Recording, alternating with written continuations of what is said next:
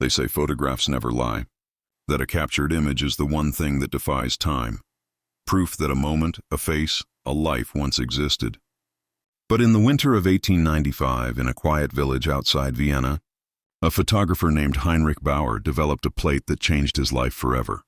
A photograph of a little girl no one had ever seen, a child who appeared clear as day on film, yet was never there when the picture was taken. The village of Hollenbroek was the kind of place that barely touched the maps, a string of cobbled streets and smoke-stained chimneys resting under the shadow of the Alps. Winters were long, cruel, and quiet. News traveled here late, gossip faster, and in that bitter December, with snow swallowing the fields and wind singing through hollow barns, the villagers spoke only of two things: the influenza taking children by the dozens, and the stranger who'd arrived to open a photography studio. But before we continue this disturbing story, make sure you hit that like button, subscribe to the channel, and share this with someone who loves hidden stories. It helps bring more of these untold truths to light. Heinrich Bauer had once been a celebrated portraitist in Vienna, known for capturing the soul behind the eyes, as the newspapers like to say. But scandal and tragedy had exiled him from the city. His wife, Clara, had died suddenly the year before, found motionless by the riverbank, her camera still in her hand. Some said suicide. Others whispered darker things, that Heinrich had driven her to despair. He never defended himself. He packed up his cameras, his glass plates, and vanished from the city. When he resurfaced in Hollenbroek, no one recognized the ghost of the man he used to be. He rented a small room above the old apothecary and turned it into a studio. Every morning he swept the dust from the wooden floor, arranged his tripods, and waited. His only company was the chemical smell of developer and the ticking of the clock. Business came slowly, mostly farmers' wives or old couples wanting a memory before death took one of them. He rarely spoke, and when he did, his voice was hoarse, as if unused to human conversation. Yet the villagers found his photographs hauntingly beautiful. The faces in them seemed alive, eyes glistening, caught between breath and eternity. Then one morning in early January 1895, a woman named Margaret Hoffman came to his studio. She was tall, severe, wrapped in black wool from head to toe. Her husband had died in the mines the previous year. Her only child, Liesel, had fallen ill soon after. Margarete wanted a portrait of her daughter, something to remember her by, she said quietly, in case the fever takes her. Heinrich hesitated. The child looked weak, pale, her breath shallow as she sat in the chair by the window. But there was something in her eyes that struck him, a kind of calm defiance, as though she knew she wouldn't last through the season. He adjusted his camera, fixed the lens, and said softly, "Look at me, little one." The shutter clicked. That sound, the tiny mechanical sigh of time being trapped in a frame, should have been ordinary. But as Heinrich later recalled, the air in the studio seemed to change when he took that picture. The candlelight flickered. The temperature dropped. He brushed it off as exhaustion. The following week, Margaret returned, her face hollow with grief. Liesel had died the night after the photograph. She asked if the print was ready. Heinrich nodded silently, though the truth was, he hadn't developed it yet. He promised to deliver it to her door. That night, long after the lamps had gone out in the village, Heinrich stood in his dark room, the red glow of the lantern trembling on his hands. He slid the glass plate into the developer bath and waited. Slowly, the image began to appear, the faint outline of the girl's face, her dress, her chair. But as the picture cleared, Heinrich's heart froze. Beside Liesel, there was another child, a girl of roughly the same age, standing to her left, her hand resting gently on Liesel's shoulder. Her face was sharp and clear, her eyes open, her mouth caught in a faint smile. But Heinrich remembered. He had photographed only one person that day. He dropped the plate. It shattered across the floor.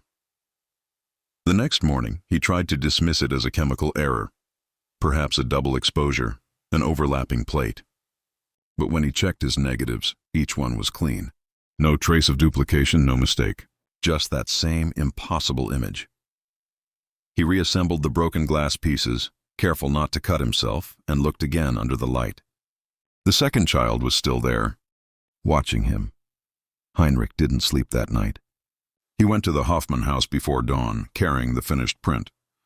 Margaret answered the door, her eyes red from crying. When she saw the photograph, she gasped, not from sadness, but from shock. "Who is she?" she whispered. Heinrich's throat tightened. "I thought you might know." Margaret shook her head slowly. Liesel was alone that day, always alone. She clutched the picture tighter, her lips trembling. "But this girl, I've seen her before. She used to stand by the churchyard fence, watching the children play. No one ever spoke to her. And one day she was just gone." Heinrich didn't answer. The cold wind howled through the trees. 2 days later, Margaret returned the photograph. "I don't want it," she said. "There's something wrong in it. Every time I look at it, I feel her eyes move." Heinrich laughed, or tried to, but it came out hollow. When he returned to his studio, he placed the print in a drawer and locked it away. But that night, as he lay in bed, he heard a faint scratching sound from the studio below, like fingernails dragging across wood. He lit a candle and descended the stairs, heart pounding. The room was empty. The air smelled of silver nitrate and wet paper. But on the table, the drawer was open.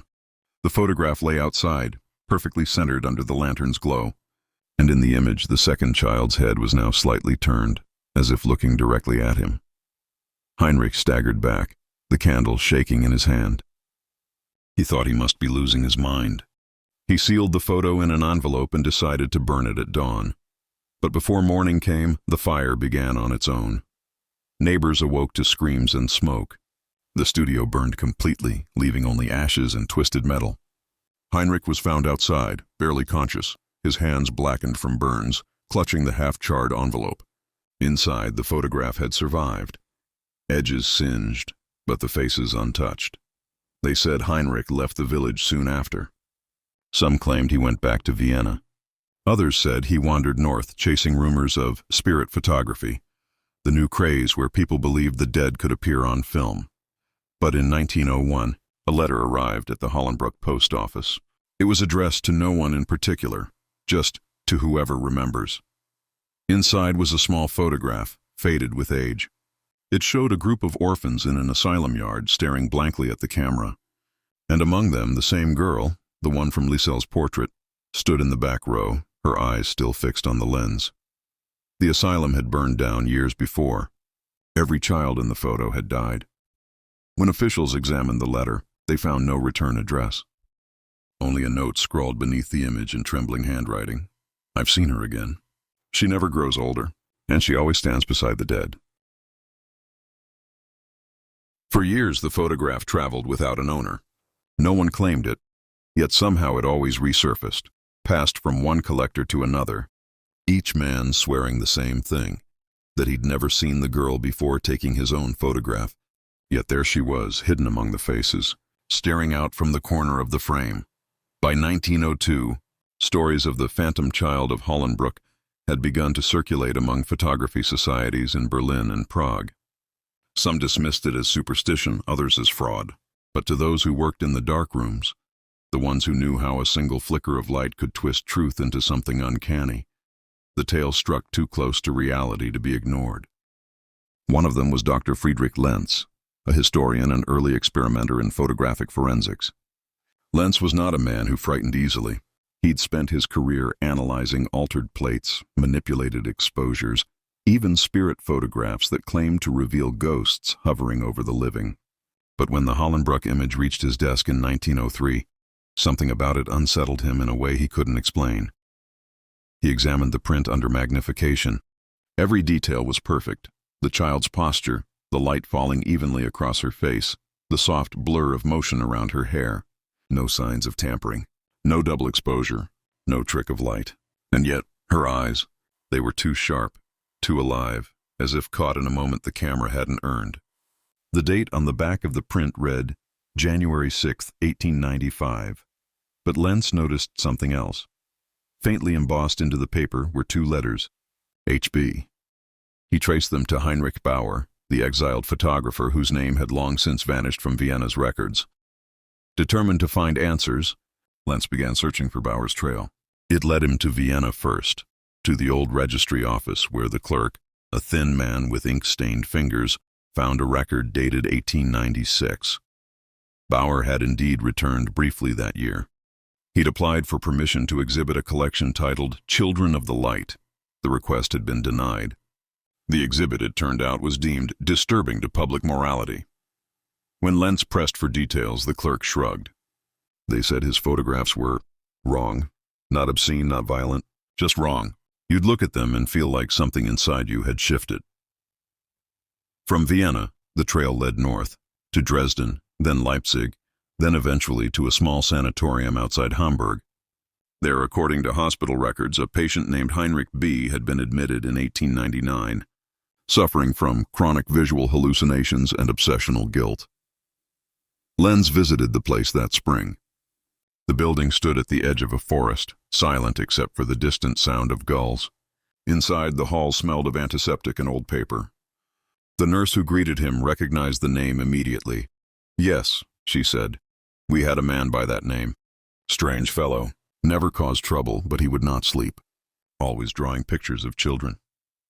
She led Lentz down a corridor lined with locked doors. Room 27 still bore Bauer's nameplate, though the man himself had died the year before. Inside, the air was dry, cold, untouched. On the wall above the narrow bed hung hundreds of small sketches, pinned in uneven rows. Every drawing was of the same girl. Sometimes she stood alone. Sometimes she stood beside a different child, always one who looked ill, fading, or lifeless. The faces changed. Hers did not. Lentz gathered what records he could and left with a growing unease. In Bauer's final notebook, written in a jagged hand, he found a passage dated 3 weeks before the photographer's death. "I see her even when my eyes are closed. She waits by the lens. She chooses the ones who are near the end. I am only the mirror. She is the light." That night, in his hotel, Lentz dreamed of a girl standing behind him as he developed a plate. When he woke, the lamp had gone out, and his bedsheet was covered in faint, wet handprints. Over the following months, Lentz began noticing odd reports scattered through local papers, each describing strange photographic occurrences. A newborn's portrait in Hanover showing an extra shadowed child behind the cradle. A school photo in Prague where a girl with empty eyes appeared between 2 boys who had died a week later. The photographs were all taken by different people, using different equipment, yet when Lentz compared them, he saw the same small figure in every frame, the same posture, same face, same haunting calm. He began to wonder if the phenomenon wasn't attached to the camera at all, but to the act of dying itself, as though the moment of death drew her forth from the invisible. Lentz presented his findings before the Royal Society of Photography in 1904. The members laughed. They called it hysteria of the modern medium, but within a year, 2 of the men who mocked him most publicly were dead. Both were found in their dark rooms. Both had shattered cameras on the floor beside them. Rumors spread again. Newspapers called it the curse of the phantom child. Churches warned their congregations against the dangers of spirit photography. But the appetite for the macabre was growing, and soon collectors were offering small fortunes for the original Bauer image. In 1907, an Englishman named Charles Whitby, a dealer in photographic curiosities, claimed to have found the authentic Hollenbruck plate.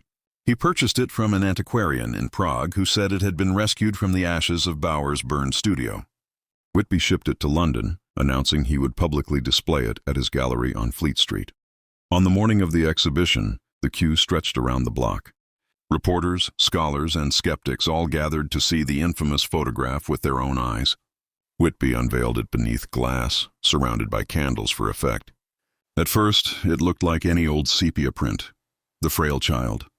Lisel sitting solemnly in her chair, and beside her, the impossible girl. But witnesses later testified that as the room filled with murmurs and flashes of magnesium light, something began to change. The surface of the glass misted over from within, and then, one by one, the candles went out. A journalist named Arthur Hemsley wrote that he saw a faint shimmer like breath against a mirror spreading across the frame. Moments later, Whitby collapsed. By the time they reached him, he was dead, his face frozen in an expression of pure shock. The coroner ruled it a heart failure, but Hemsley swore that in the instant before Whitby fell, the second child in the photo had turned her head. The gallery was closed within the hour. The photograph vanished again, never officially recovered. But within weeks, new reports emerged from different cities, Paris, Warsaw, even Rome, of people claiming to have seen the same child appearing in newly developed family portraits. Always beside someone who would die soon after. It was as if the photograph had been released back into the world. By 1910, Dr. Lenz had withdrawn completely from public life. He refused to speak to the press, though one student from Berlin University, a young man named Johann Keller, managed to visit him in his final months. Keller would later publish an account of that meeting in a rare pamphlet titled The Mirror of Souls. According to Keller, Lenz was living in near darkness, his windows sealed with black cloth. He kept only one candle burning at a time. When asked about the child, Lenz whispered, "She is not a ghost. Ghosts belong to the dead. She belongs to the photograph itself, the eye that sees too much." Keller described the old man's trembling hands as he produced a single surviving print from a locked chest. It was not the Bauer photograph, but something else entirely, an image of a crowd gathered at a funeral in Hamburg. And there, near the edge of the procession, the same little girl could be seen, holding a bouquet of lilies. "Do you know what lilies mean?" Lenz asked. Keller nodded. "Death," Lenz smiled faintly. "No, innocence." Then he added, "She brings both." 3 nights later, Friedrich Lenz was found dead at his desk. The candle had burned to the base, the wax dripping down like tears. On the wall above him was a newly developed photograph, still wet, a self-portrait he must have taken before he died. And in the blurred corner of the frame, half hidden in shadow, stood the same small girl. After his death, Keller took possession of Lenz's notes and the final print. But the records show that both disappeared in transit to Berlin. The crate arrived empty. In the years that followed, photography advanced. Film replaced glass plates, then color, then motion. But every so often, in obscure reports buried deep in regional archives, there were whispers of the same occurrence. A blurred figure of a child appearing unexpectedly on film. Not a ghost, not a trick, not a reflection, just there. In 1937, when a photographer in Paris captured the aftermath of a car accident, investigators noted something strange. In the photo, standing near the wreck, was a little girl, barefoot, staring directly at the lens. The driver had no daughter. No child was ever found at the scene. The negatives were sent to Berlin for analysis. But the lab where they were kept was destroyed weeks later during an unexplained fire. Some said it was coincidence. Others said she'd moved on, adapting, surviving through the evolution of every new medium. Each time humanity invented a new way to capture its image, she followed, stepping quietly through the chemical doorway between light and death. And yet, every time her story resurfaced, the same question remained unanswered. Who was she? And yet, every time her story resurfaced, the same question remained unanswered. Who was she? No records, no birth certificates, no portraits older than Bauer's. But one name appeared again and again in fragments of old asylum logs recovered from the ruins near Vienna. A name scribbled in pencil, always crossed out, yet visible beneath the scratches: Elena Weiss. The entry listed her as patient number 47, age 10, unresponsive, claimed to see through glass, died 1894.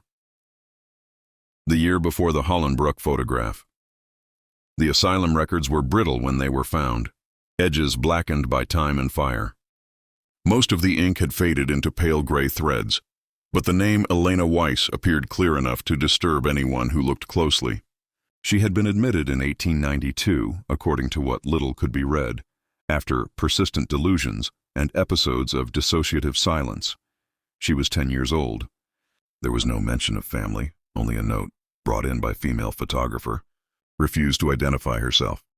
The name of that photographer had been erased, the paper torn precisely where it would have been written, but a single fragment remained, raw, just 2 letters before the tear. It could have been anyone, or it could have been Clara, the late wife of Heinrich Bauer. When these fragments surfaced in 1921, decades after Bauer's death, the discovery was quietly buried within Vienna's municipal archives. But one researcher, a woman named Marta Kessler, a photographic historian, stumbled upon them while cataloging early experimental imaging techniques. What began as a simple curiosity soon became an obsession that consumed her life.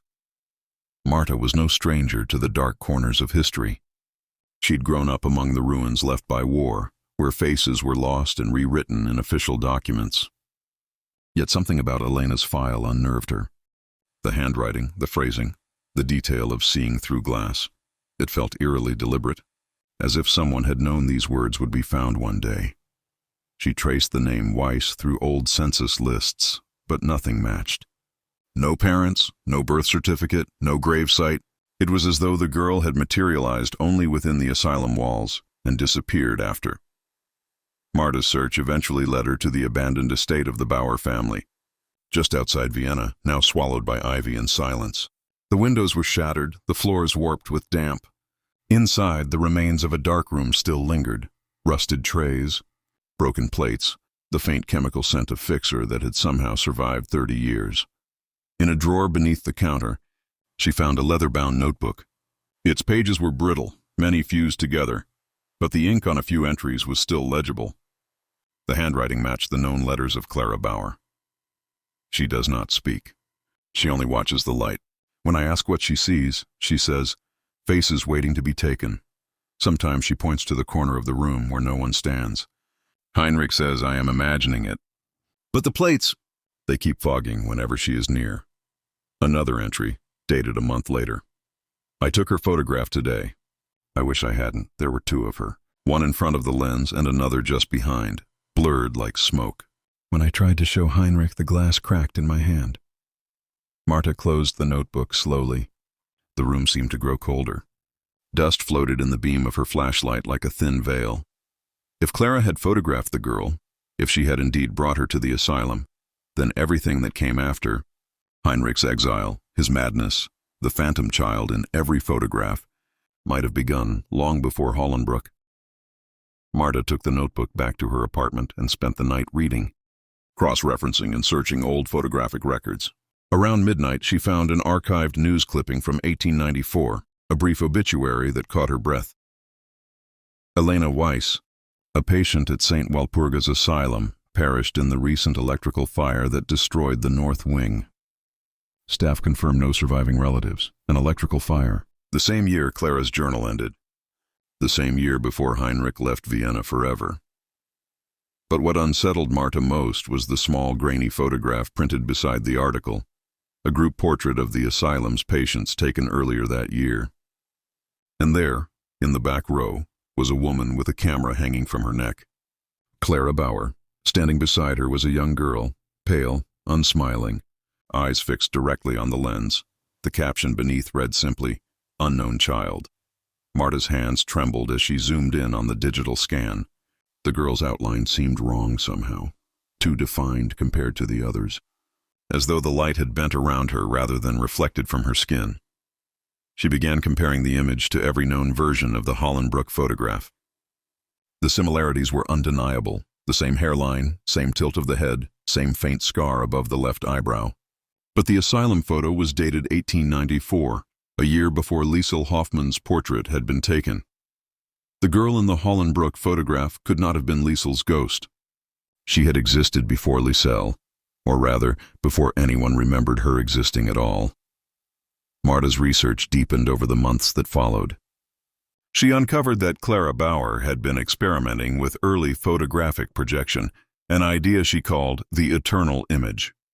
Her notes, found in fragments across different archives, suggested she believed that emotion itself could leave an imprint on light-sensitive material. "If the soul is light," she wrote, "then the lens may not capture just what stands before it, but what lingers near, the residue of grief, the echo of love, the shadow of death." It was poetic, almost mystical, but one passage chilled Marta. Elena responds to the exposures. When the shutter opens, she moves, as if called. Historians would later debate whether Clara's experiments accidentally created a form of psychic photography, a primitive echo of what modern scientists might call energy imprinting. But what happened next was far beyond any theory. On the evening of October 18, 1894, a fire broke out in the asylum. Witnesses reported seeing a blinding flash of light in the northern wing moments before the blaze. The flames spread too quickly to be natural. The building burned for 2 days. 43 patients died, among them Elena Weiss. The last person seen leaving the north wing before it collapsed was Clara Bauer. She was found 2 days later by the riverbank, her camera submerged, her body unmarked but lifeless. The coroner ruled it as suicide, but the glass plate recovered from her camera was never publicly released. That plate, Marta realized, could be the missing link, the original exposure that connected Clara, Elena, and the phenomenon that followed Heinrich for the rest of his life. But where was it? Driven by desperation, she began corresponding with collectors, museums, and private archives.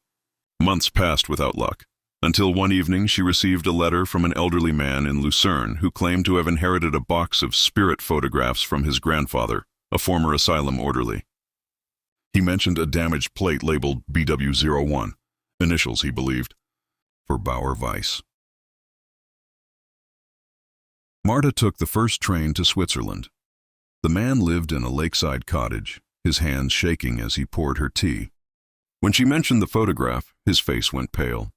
"You don't want to see it," he said softly. "Every man who's tried to keep it has lost someone." She insisted. Reluctantly, he led her to the attic and opened a small wooden box lined with linen.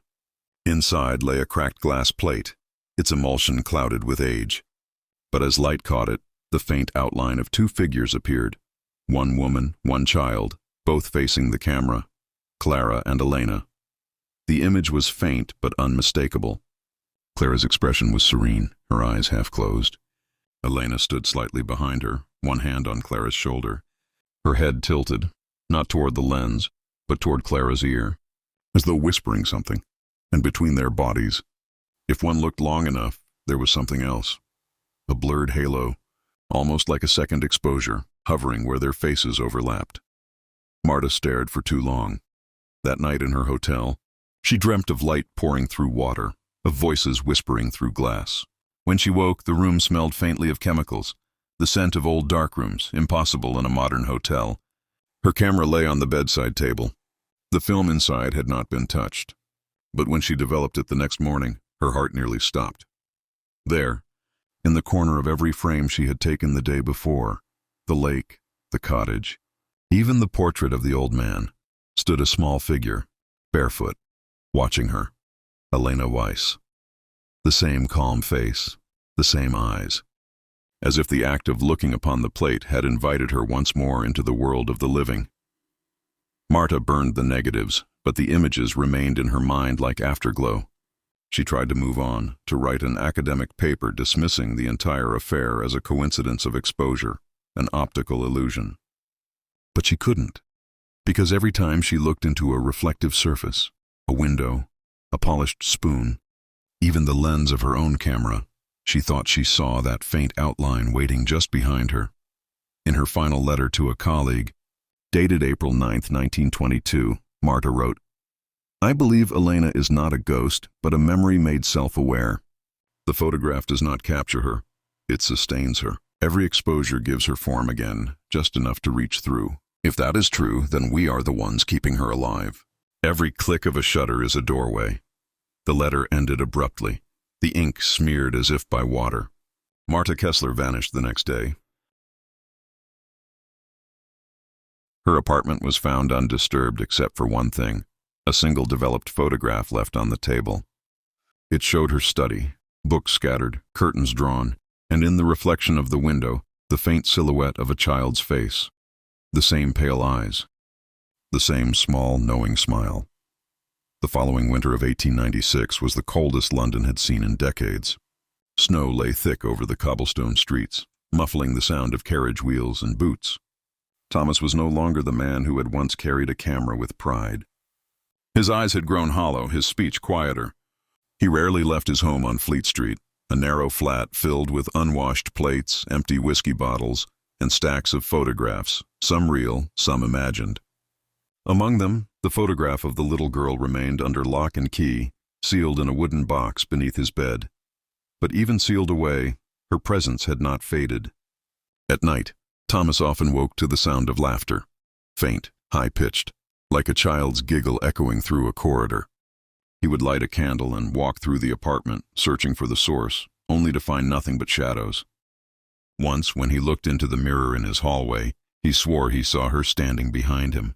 The same calm eyes, the same gentle smile. When he turned, the room was empty. His colleagues whispered that Thomas was losing his mind. But madness alone couldn't explain what was happening in the dark room. When he tried to develop new photographs, faint outlines of the girl appeared over his subjects. On portraits of businessmen, on family photos, even on empty plates. The chemicals themselves seemed to burn with her image, as if her likeness had fused with the light. Desperate to end it, Thomas decided to destroy the original negative. One stormy night, he brought the box to the fireplace and opened it. The photograph looked no older than the day it was taken. Untouched by time, the girl's face serene and knowing. But as he lifted it toward the fire, a faint whisper reached his ear. "You'll forget me." He froze. The voice was soft, almost tender, like a promise and a curse in one. Thomas dropped the match, trembling. He turned slowly, his breath misting in the air, and there, in the mirror above the mantel, she was standing again. Only this time her expression wasn't calm. It was pleading. Her small hand pressed against the glass from the other side, leaving a fogged print that lingered even when she disappeared.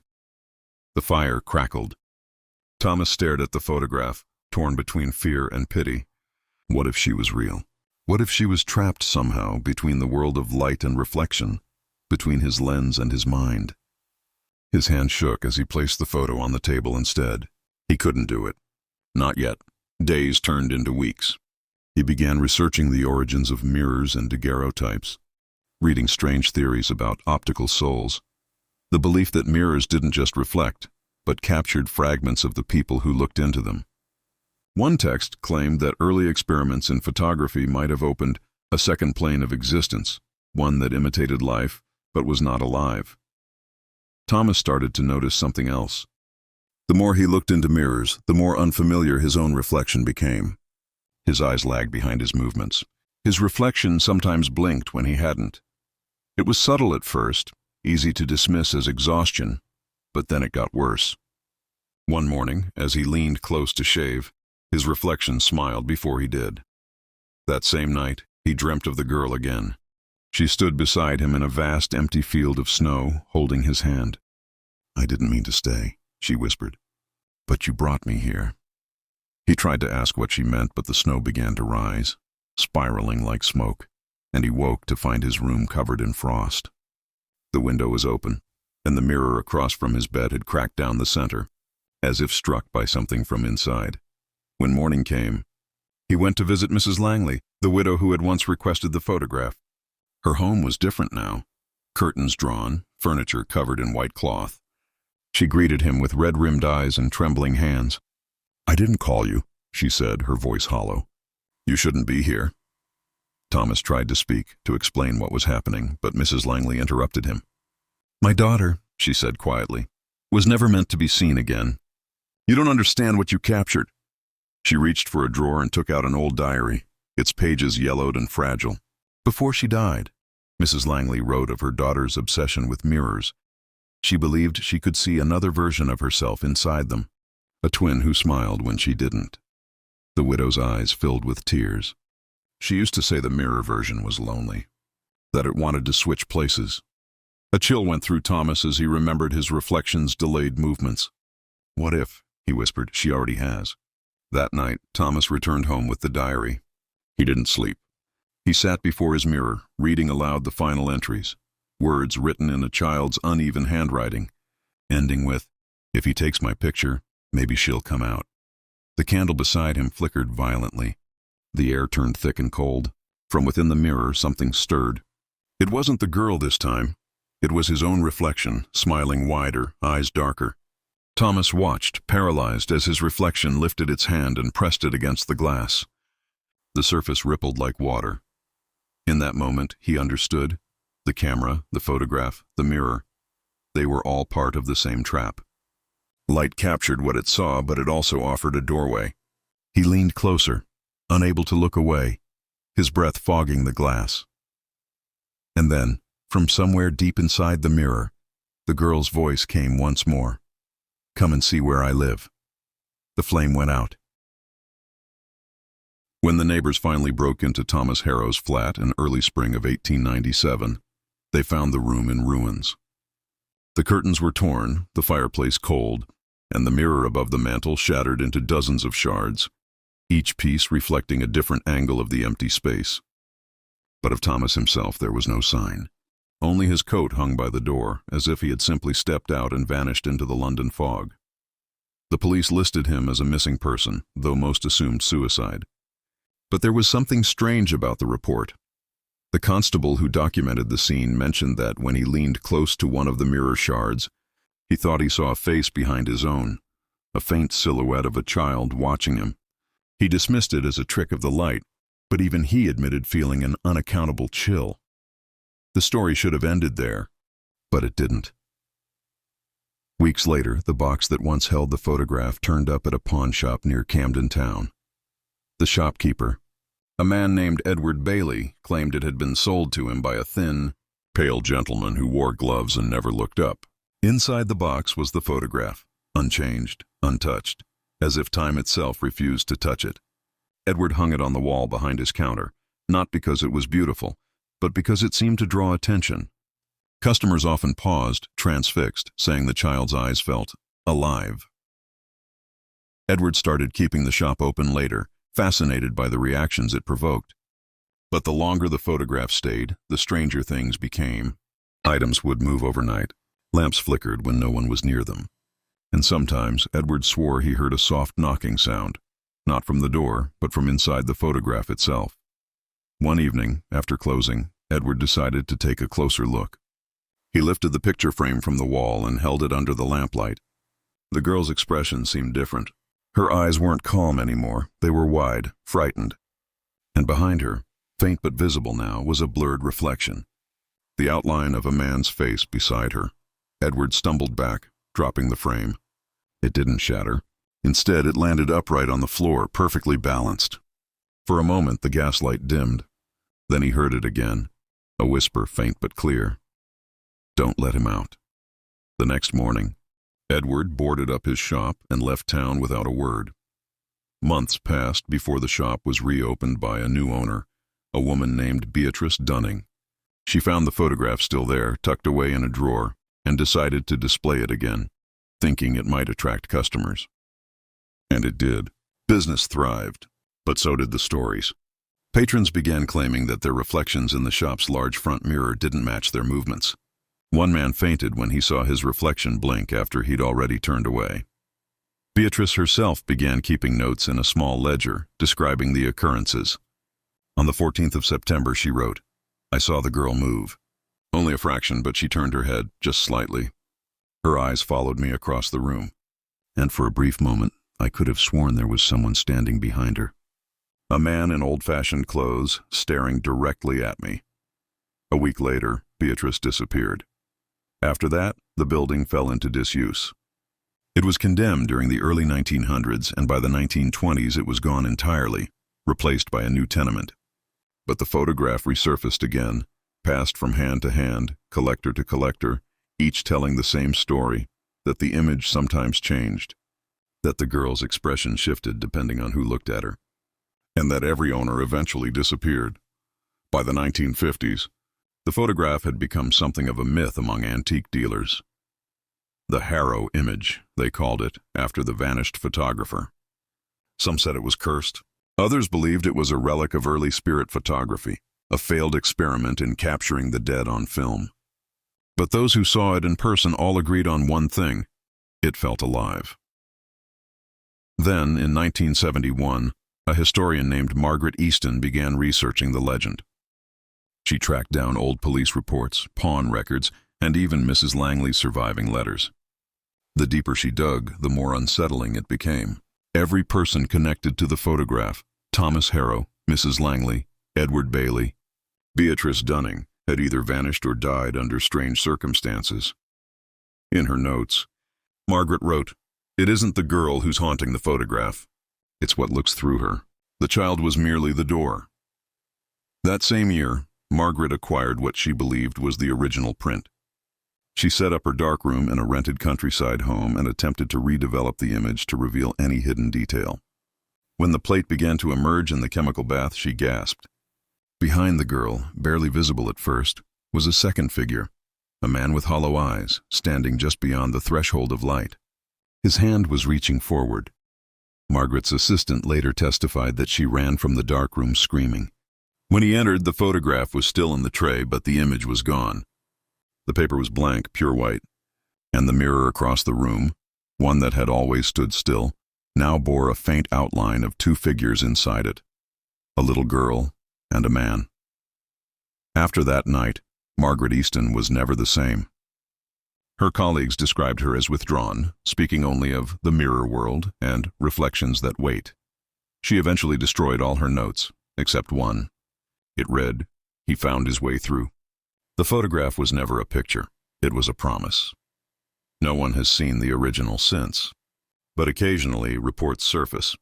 A collector in Prague, a museum in Vienna, a private estate in Boston, each claiming to possess the photograph.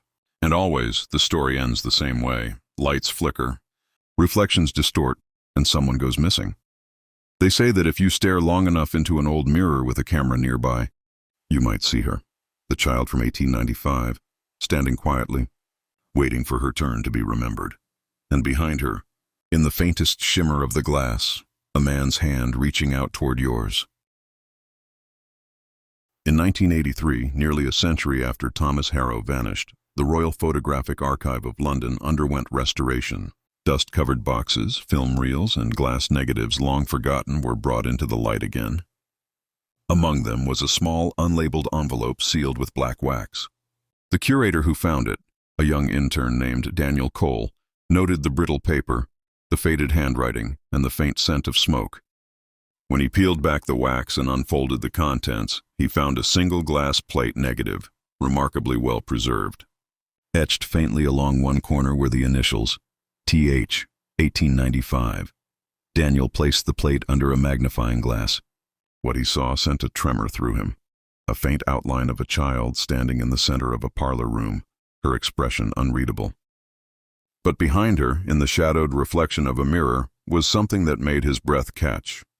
A man's silhouette, indistinct yet unmistakably human, though the proportions were wrong. The head tilted too far, the hands too thin, and his eyes, though blurred, seemed to be staring directly at the camera. Daniel thought it was a double exposure, a common flaw in early photography. But as he began to digitize the negative, something unusual happened. His computer monitor flickered. The image seemed to shimmer for a moment, as if the glass plate itself was alive. Then, with a low electrical buzz, the lights in the archive went out. When power returned minutes later, the system had crashed. But the image was still on screen. Only now, the child's face had changed. Her mouth, once closed, was slightly open, and though Daniel couldn't explain it, he swore her eyes were now turned directly toward him. He tried to dismiss it as fatigue. He'd been working long hours cataloging hundreds of items. But that night, as he walked home through the London rain, he couldn't shake the feeling that someone was following him. Not footsteps, not exactly, but an echo of movement behind him whenever he stopped. A flicker of light in a darkened shop window, a shape standing in the reflection of a puddle, gone when he looked down. At home, he transferred the image onto his computer. It was the same photograph, the girl, the mirror, the faint man behind her. He zoomed in again, adjusting contrast and shadows, until he noticed something new. Faint writing scrawled into the wallpaper behind the girl's head, nearly invisible before. It read, "Do not forget me." The next morning, Daniel returned to the archive to show his supervisor. But when they opened the file, the image had changed again. The girl was gone. The room was empty. Only the mirror remained, cracked down the center, with something dark and indistinct peering out from within. That was the moment Daniel realized the photograph was no longer static. It was evolving. Over the following days, strange things began happening around the archive. Staff reported hearing whispers in the darkroom, faint laughter in the stairwell. One cleaner quit after claiming to see a little girl standing by the window, though no child was allowed on the premises. And every morning, the mirror in the staff bathroom appeared fogged, even when no one had used it. Daniel couldn't let it go. He became obsessed, poring over Thomas Harrow's old notes, tracing every mention of the 1895 photograph. He discovered that Harrow had once written about a theory, that photography didn't just capture light but memory, that every image was a fragment of consciousness trapped in chemical form. A photograph, Harrow wrote, is a reflection that does not end when you look away. The more Daniel read, the more he believed it. He began speaking to the image at night, as though it could hear him. "Who are you?" he whispered once. "What do you want?" The screen flickered and a single line appeared, faint, like a glitch in the pixels. "He's still here." From that night onward, Daniel's colleagues noticed changes. He became pale, distant, speaking less, his hands trembling whenever light hit glass. Once, during a late shift, the security guard saw him standing before a large mirror in the archive's entrance hall, whispering as if in conversation. When the guard called out, Daniel didn't turn, but his reflection did. The following morning, Daniel didn't come to work. His apartment was empty, except for one thing. His computer still running, displaying the image of the 1895 parlor. The mirror within it was cracked open now, revealing just enough to see a man's hand gripping the edge, trying to pull itself through. Authorities confiscated the computer and the negative, sealing both in the evidence vault of the Metropolitan Police. They never released the images publicly, but one officer, years later, described what he saw before the items were locked away. "It wasn't a photograph anymore," he said. "It was a window, and something was on the other side looking back." For decades, the story was forgotten again, buried beneath official records. Until in 2021, a digital archivist named Sophie Kent began converting old evidence files to an online database. She found the Harrow negative listed as unclassified anomalous artifact, Region 895L. The note attached read simply, "Do not scan." Naturally, she ignored it. When the image loaded, her computer camera turned on by itself. The reflection on her screen showed not her face, but the faint outline of a little girl standing behind her, smiling softly. Sophie froze. She didn't move for a full minute. Then, suddenly, the monitor went black. When her co-worker entered minutes later, Sophie was gone. Her chair was still spinning. On her desk, the screen flickered once, displaying a message typed out slowly, as if by unseen hands. "Remember me." They shut down the archive that night. But in the final backup stored on their servers, one file refused to delete, an image file named Child 1895 JPG. If opened, it shows a sepia-toned room, a mirror, and a faint shadow of a child at its center. But according to those who have seen it, if you stare too long, the child blinks, and just before the screen goes dark, a man's voice whispers from somewhere behind you, "You shouldn't have looked." By the winter of 2022, the story of the child who never existed had become little more than a digital urban legend, a whisper shared on late-night forums and fringe history channels. Most dismissed it as another creepypasta born from the internet's obsession with cursed media. But among archivists, museum curators, and those who had actually handled the Harrow photograph, there was still unease. They knew too many coincidences, too many vanished names, to call it fiction. When the Metropolitan Police's Cold Archive project reopened old sealed evidence from the 1800s, one box in particular was missing, Artifact Rue 1895L. No record showed it had been checked out. No digital log, no paper trail, just gone.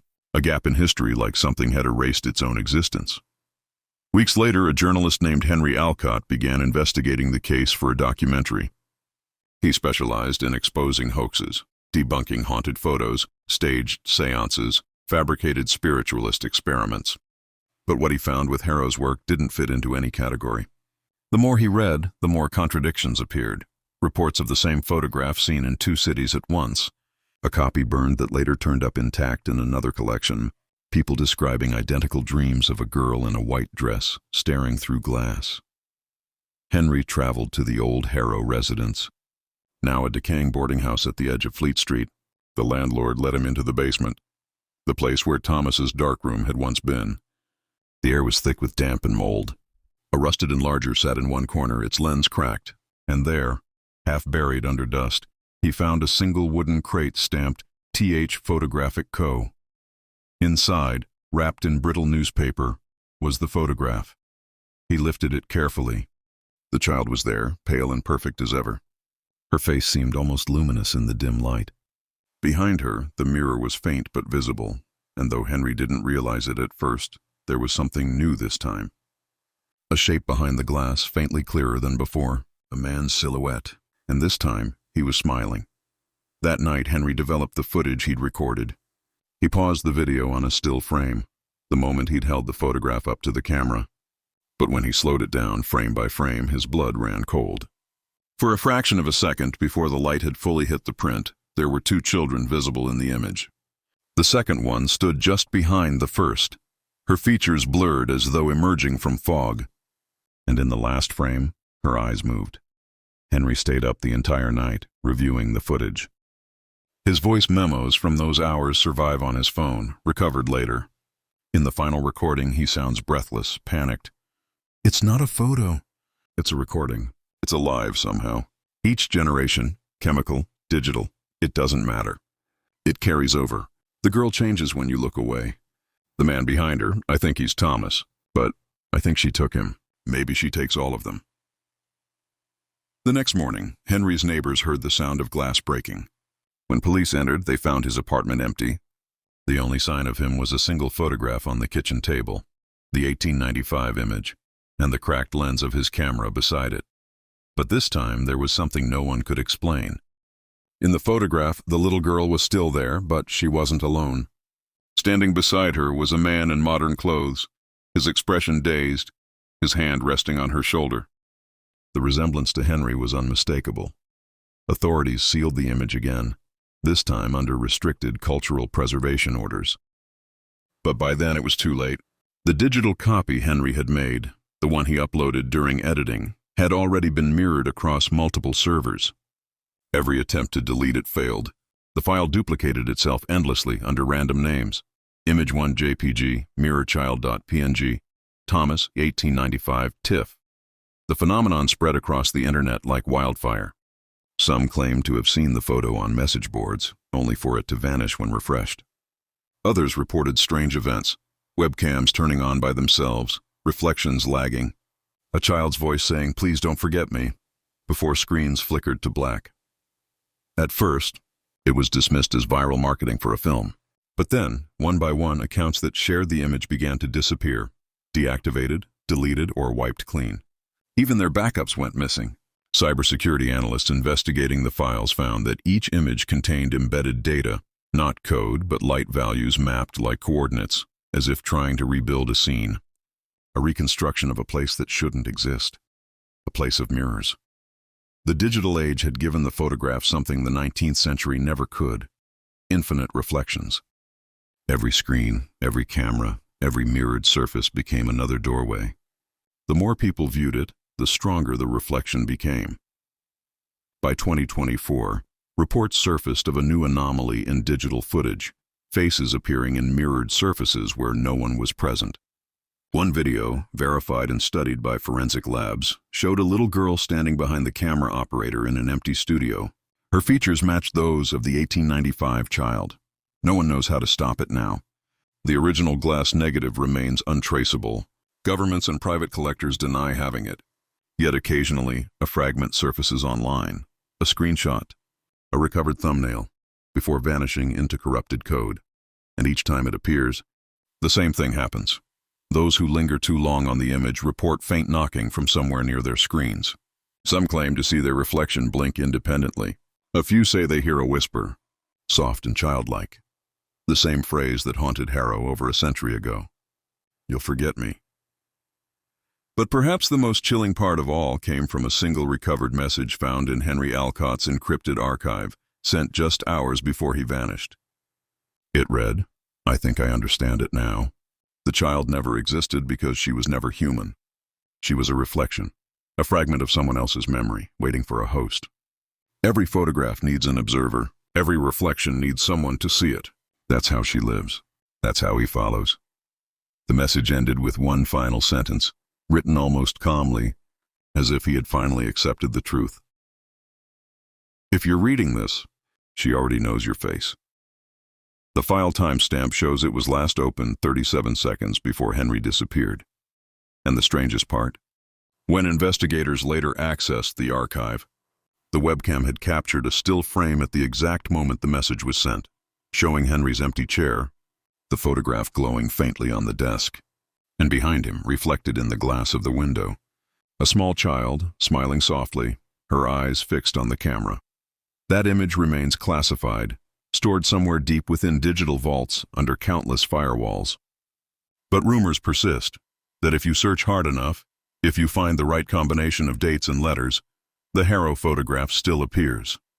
And if it ever does, do not look into its reflection, because what looks back is already looking for you.